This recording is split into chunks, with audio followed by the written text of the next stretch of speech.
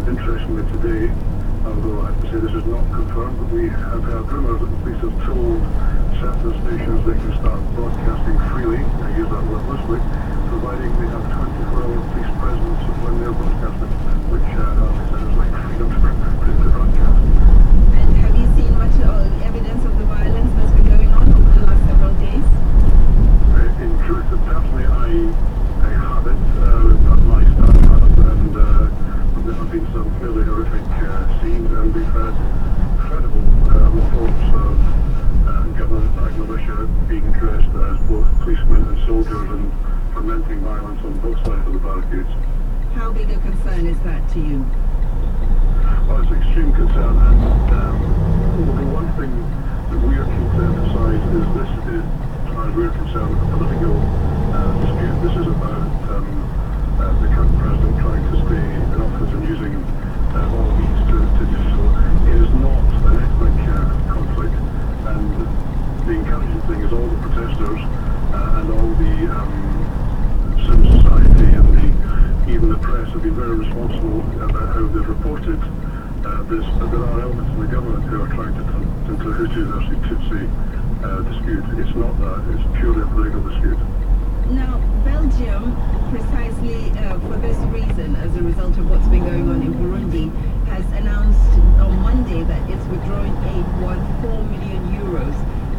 Could other countries in the EU follow, you think?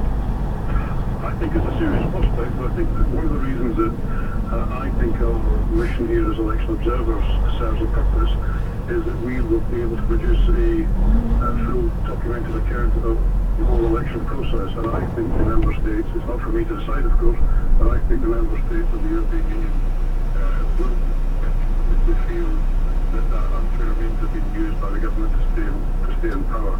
But that is a matter for the High Representative of the EU and the member states of the European Union.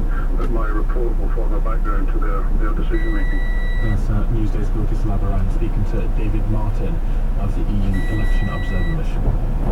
Let's go to South Sudan now. Humanitarian aid is ground to a halt in parts of the country's unity state, and that leaves 300,000 civilians in need of emergency relief, and that's according to a statement released by the United Nations. The agencies have joined other aid organizations in evacuating staff because of the heavy fighting between forces loyal to President Salva Kiir and the rebel leader Riek Machar.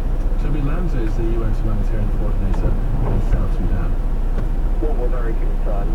Actually, the 300,000 who we can no longer reach in this particular area, unity state, they are but 10% of people in need in the country meet zero enormous. But having evacuated over 100 aid workers from this particular part of the country is terrible at the height of the hunger season and the height of the time when people should be planting and should be able to move around freely. So it really comes